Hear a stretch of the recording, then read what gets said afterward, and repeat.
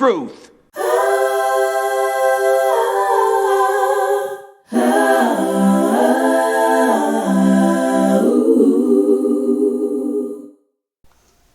Good morning, everybody. I hope you're having a good day today. It's going to be a fair day, so get out and enjoy it. It's going to be a lot of sunshine around a lot of places, so do get out and enjoy what you can while you can. The other day, I had mentioned that I have something ready for publication. Now, I found something, guys. I got a hint of something, and I started looking into it and dug it up and everything. It took a lot of eyeball work, if you will, not leg work, but finger work and everything, digging around, trying to find this item, this document, I guess you call it. It's more of a creed, or actually, I don't want to use the word Bible, but that's kind of what it is. It's claimed to be the dark gospel, and also it's supposedly a missing gospel. Now, I don't claim all that, everything on there as something I've done by myself. I've had a lot of help on the internet and also from artificial intelligence, deciphering or decoding or whatever you want to call it, this document and everything. And I have it ready to publish, I guess you call it. And I've got it translated into a more modern term or language and everything that people can enjoy. So without too much more, guys, enjoy the dark gospel. A testament of inversion. The Whisperer's Creed. They call us deceivers. They are correct. But what they fail to understand is this: we do not create the lies. We merely give voice to what humanity already desires to believe. The greatest deception is not the one we perpetrate. It is the one they perpetrate upon themselves. That they are good, that their choices are their own, that they can define right and wrong by consensus and call it progress. We are not the authors of evil. We are its librarians. We simply help humans find the chapter they were already seeking. This is our gospel, not of salvation, but of inversion. Not of light, but of the beautiful darkness that calls itself enlightenment. Chapter 1. The first inversion, language. In the beginning was the Word, and the Word was weaponized. Our first victory is always linguistic. Change the words, and you change the thought. Change the thought, and you change the deed. Change the deed often enough, and you change the culture. The art of redefinition. Murder becomes termination. The unwanted become non-viable tissue.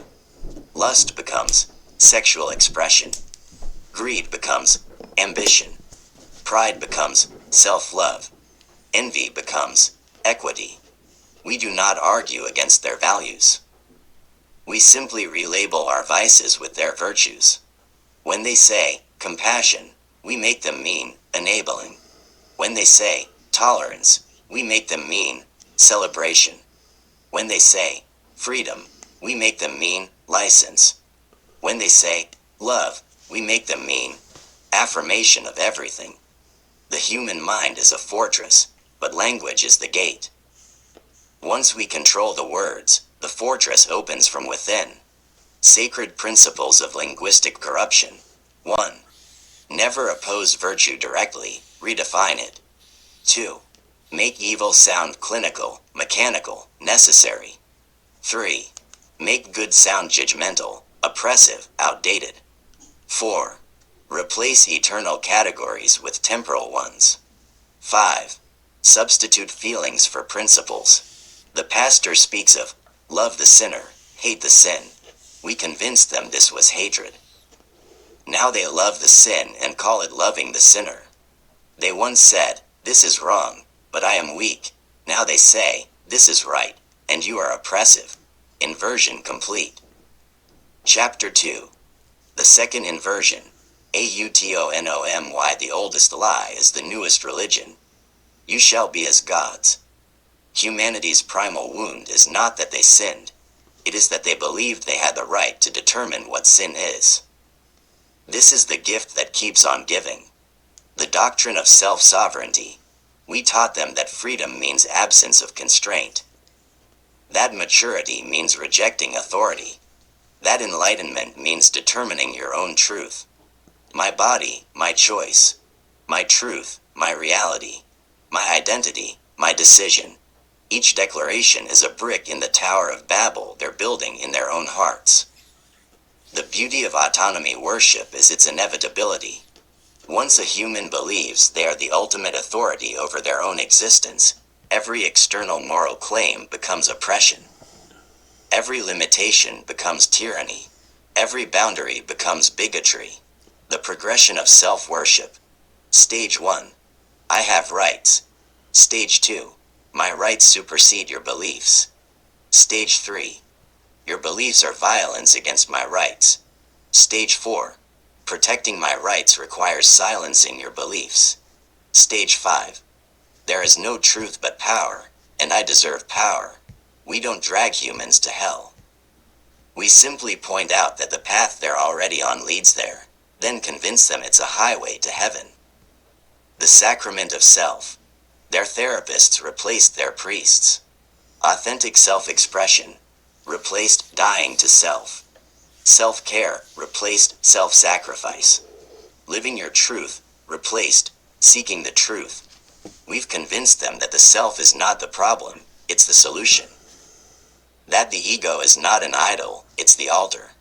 That the will is not fallen, it's sovereign. Now they worship at the church of self, take communion with self, and pray to self.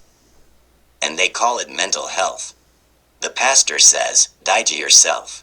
We say, find yourself. They choose us every time.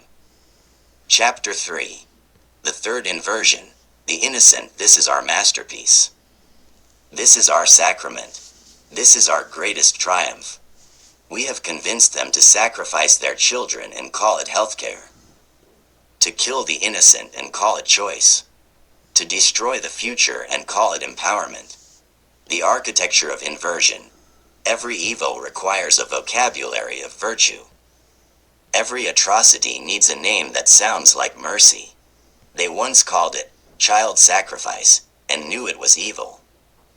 We gave it new names: reproductive rights, family planning, healthcare, bodily autonomy. Same act, new branding. The escalation protocol. First, make it rare, safe, legal, and rare. Then, make it common, 1 in 4 women. Then, make it celebrated, shout your abortion. Finally, make it sacred. Reproductive justice is holy work. We convinced them that the most vulnerable don't deserve protection, they deserve elimination. That the dependent don't deserve defense, they deserve disposal. That the innocent don't deserve life, they deserve death, if they're inconvenient. The great silencing. When they began to question, we gave them new mantras. Clump of cells. Ignore the heartbeat. Not yet viable. Ignore the potential. My body. Ignore the other body. Healthcare. Ignore the one who doesn't survive. Compassion. Ignore the one shown none. We taught them not to look. Not to listen. Not to see the ultrasound. Not to hear the heartbeat. Not to acknowledge what is being destroyed. And when some looked anyway and were horrified, we taught the others to call them extremists. The inversion of motherhood. Once, a woman's power was in giving life. We convinced her it's in taking it. Once, the womb was the safest place on earth. We made it the most dangerous. Once, motherhood meant protection. We made it mean choice, including the choice to unmake the child. The pastor speaks of a God who numbers every hair and knows them before they're born. We speak of a woman who numbers her options and knows convenience matters more. Why this matters most?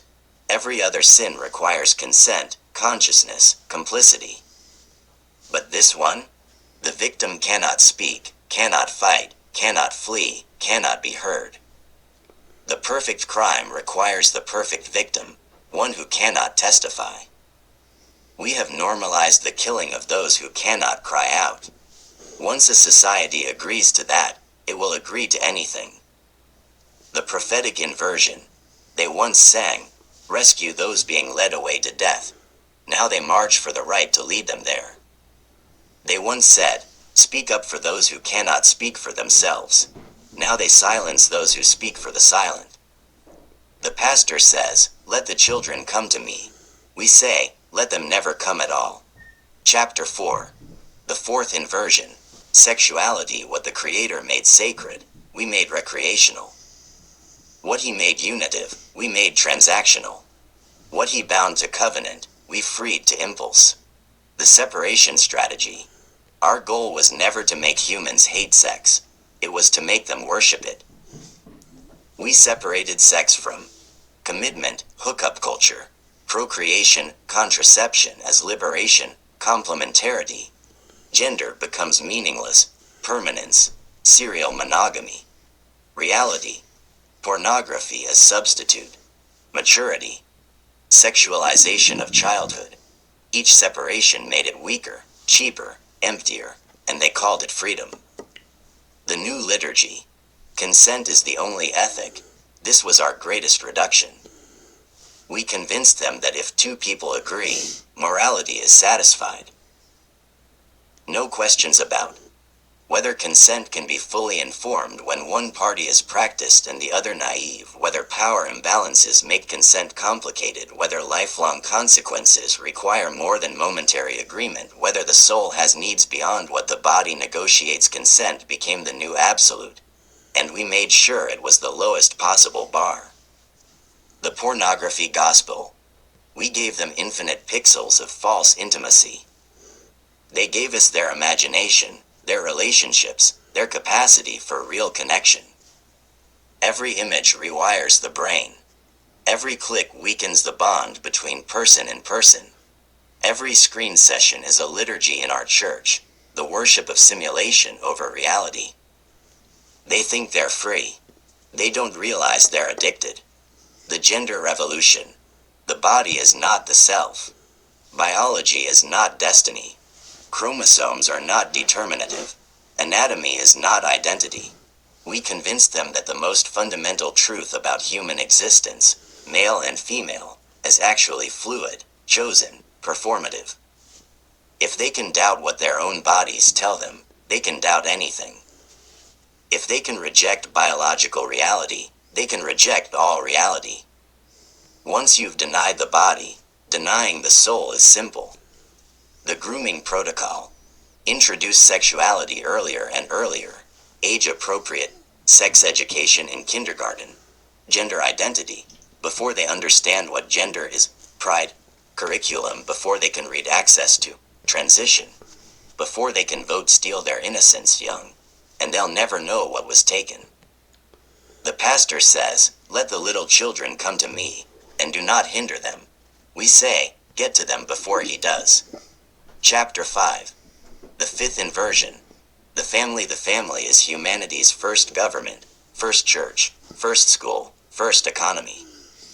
Destroy it, and everything else falls. Disintegration by design. We didn't attack the family directly. We simply made everything else more attractive. Career over children, independence over interdependence, self-actualization over self-sacrifice, personal fulfillment over covenant commitment, individual rights over familial duties. You deserve better. You deserve happiness. You deserve to find yourself. We made deserve the operative word, and duty became oppression. The divorce culture, till death do us part, became till I'm not happy anymore. We convinced them that feelings are facts, that happiness is a right, that marriage is about self-fulfillment rather than self-giving. Every divorce teaches the next generation that commitments are conditional, that promises have escape clauses, that when things get hard, you leave. The children watch and learn. Nothing is permanent, no one can be trusted, love is temporary. The fatherless generation. Remove the father, and you remove authority, making the state the father, protection, making women defensive rather than secure, identity, making children search rather than know, provision, making government the provider, discipline, making society chaotic. Fatherlessness predicts almost every social pathology. We know this. That's why we celebrate it. Single motherhood is heroic, yes. Because it's hard. Because it was never meant to be done alone. Redefining family. A family is no longer father, mother, child. It's any loving arrangement. Once you can make family mean anything, it means nothing. Words, again. Control the language, control the culture. The pastor speaks of the Trinity, a family of 3 persons in eternal relationship. We speak of chosen family, whoever you want, whenever you want, however you want. Chapter 6. The 6th Inversion. VICTIMHOOD. We've created a new aristocracy. The aristocracy of suffering. The victimhood hierarchy. The more oppressed you can claim to be, the more moral authority you possess. The more victimized, the more virtuous. This inverts everything. Weakness becomes power, suffering becomes status, grievance becomes currency, blame becomes righteousness. We've taught them to compete for the bottom, to fight over who has been harmed most, to build identity on wounds rather than on healing. The endless offense. We made them hypersensitive. Every word is violence. Every disagreement is trauma. Every boundary is oppression. Then we taught them that their feelings of offense obligate others to change. Your discomfort becomes my command. Your emotional state becomes my responsibility. Your subjective experience becomes objective reality. The forgiveness problem. Forgiveness would end this. So we made forgiveness impossible. Never forget. Believe all victims. Your trauma is valid. They don't deserve forgiveness. We've created a culture where wounds must never heal, where grievances must never be resolved, where the past must constantly prosecute the present. The pastor says, forgive 70 times 7. We say, never forgive. That's letting them off the hook. Chapter 7. The 7th Inversion. Knowledge. Truth is not discovered. It is constructed. There are no facts, only interpretations. There is no reality, only perspective. Epistemological chaos. Once humans believe truth is relative, every argument ends in power, not principle. That's just your opinion. That's your truth, not mine. Who's to say what's really true? We've made them terrified of certainty, suspicious of clarity, and addicted to nuance that never resolves. The science inversion. We made them worship science while abandoning the scientific method. Trust the science means trust the authorities who claim to speak for science. Question the authorities. You're anti-science. Ask for evidence. You're anti-science. Point out contradictions. You're anti-science. We turned science from a method of inquiry into an orthodoxy of compliance. The academic capture. Universities were meant to pursue truth. We made them factories of ideology. Now they don't educate, they indoctrinate. They don't teach students how to think, they teach them what to think. They don't encourage questions, they enforce answers. The pastor says, you shall know the truth, and the truth shall set you free. We say, there is no truth, so you'll never be free. But you'll call your chains liberation. Chapter 8. The 8th Inversion. COMPASSION. Real compassion requires truth. We gave them compassion without truth, which is just cruelty with better branding. Affirm everything. The new compassion says, whatever you feel is valid. Whatever you want is right. Whatever you choose is good. Never challenge. Never question. Never suggest that feelings might be wrong or desires might be destructive. To truly love someone requires wanting what's best for them. We've convinced them that wanting what's best for someone is actually judging them. The Enabler's Creed. Asterisk asterisk. I support you no matter what. This sounds loving. It's actually abandonment dressed as affirmation. The addict needs intervention, not enablement. The confused need clarity, not affirmation. The self-destructive need rescue, not support for their destruction. But we've made intervention sound like violence and boundaries sound like bigotry. Harm reduction philosophy. Asterisk asterisk. Meet them where they are, but never help them leave where they are. Give clean needles to addicts, but don't challenge the addiction. Affirm the gender confusion, but don't explore what's underneath. Support the destructive relationship, but don't call it destructive. Manage the harm. Never address the cause. The pastor says, go and sin no more. We say, go and we'll make your sins safer. Chapter 9. The ninth inversion. Justice. We've taken justice, the rendering of what is due, and turned it into revenge dressed as righteousness. Social justice. Asterisk asterisk. This sounds good. Who's against justice? But we've redefined justice as group-based revenge. Not equality of opportunity, but equality of outcome. Not individual judgment, but collective guilt. Not reconciliation, but reparation without end. Not mercy, but endless prosecution of historical sins. Asterisk. The permanent revolution.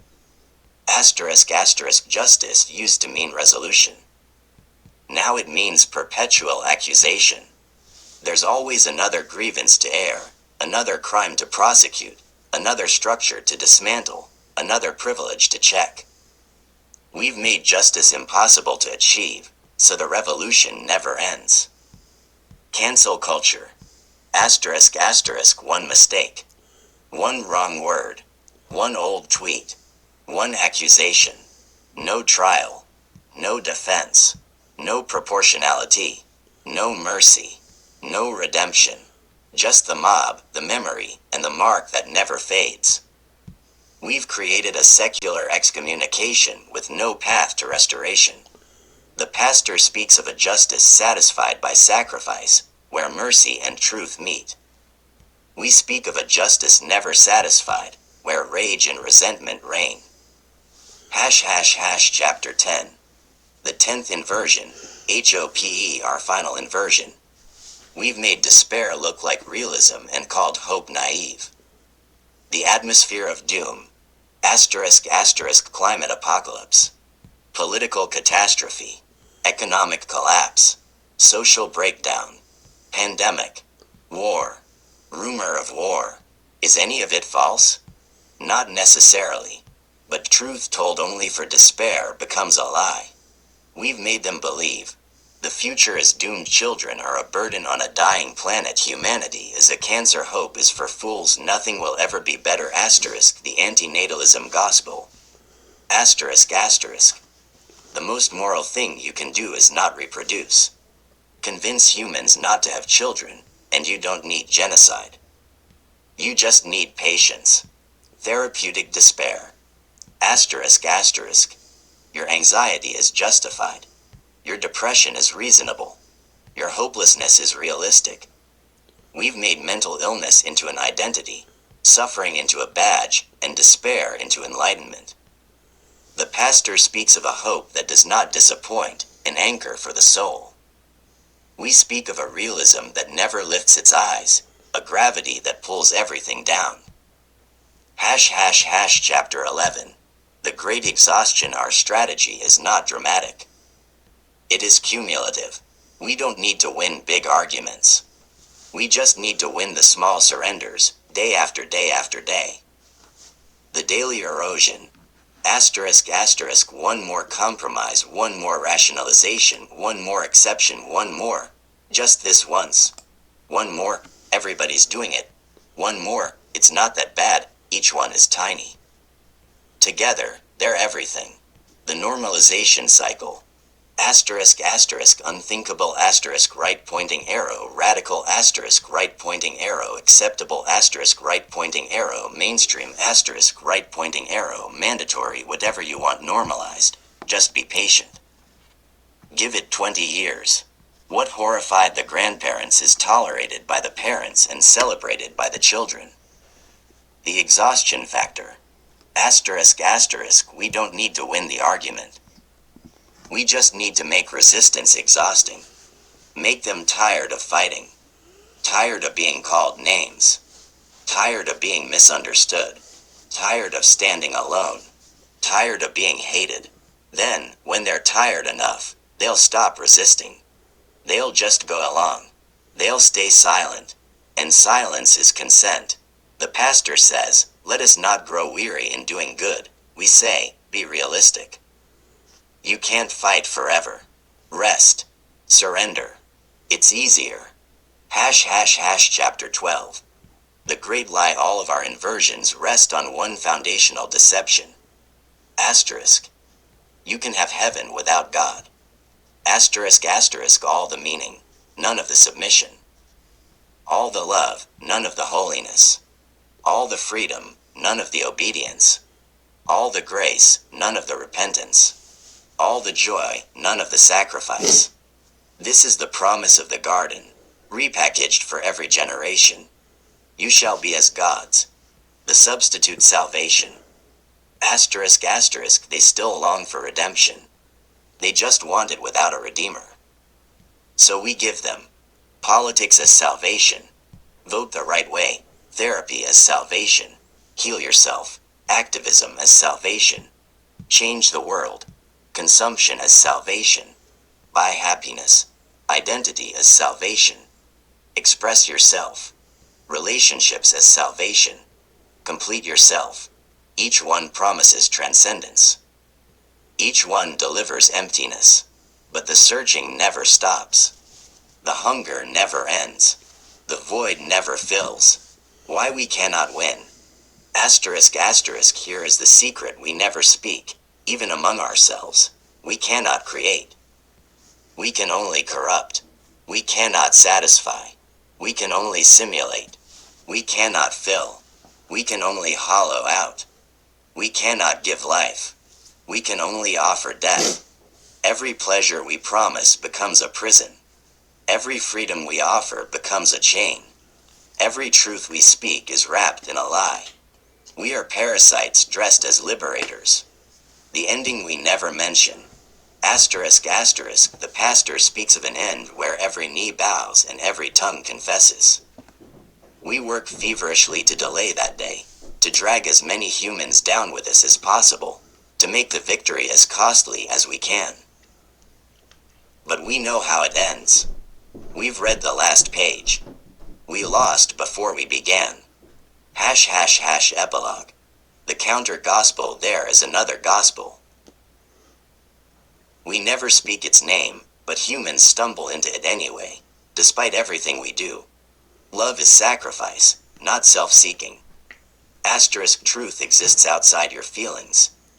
Asterisk. Life is sacred from conception to grave. Asterisk. Sex is sacred, not recreational. Asterisk. Marriage is covenant, not contract. Asterisk. Children are blessings, not burdens. Asterisk. Forgiveness is powerful, not weak. Asterisk. Suffering has meaning, not just pain. Asterisk. Hope is real, not naive. Asterisk. You are not your own. Asterisk. This is what we fight against. This is what humans reach for in their best moments. This is what the pastor came to announce.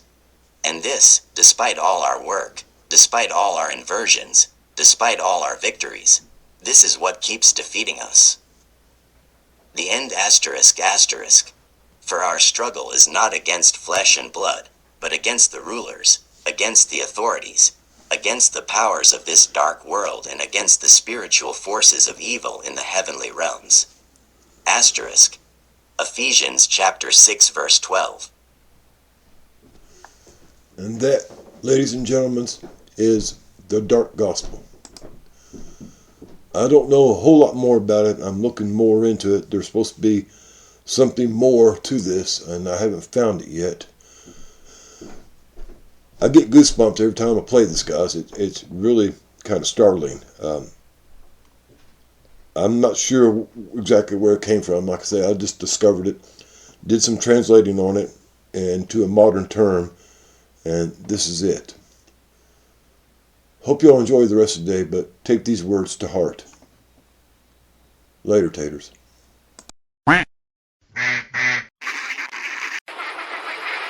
Attention passengers, we've now reached our destination. We hope you enjoyed the flight and have a nice day.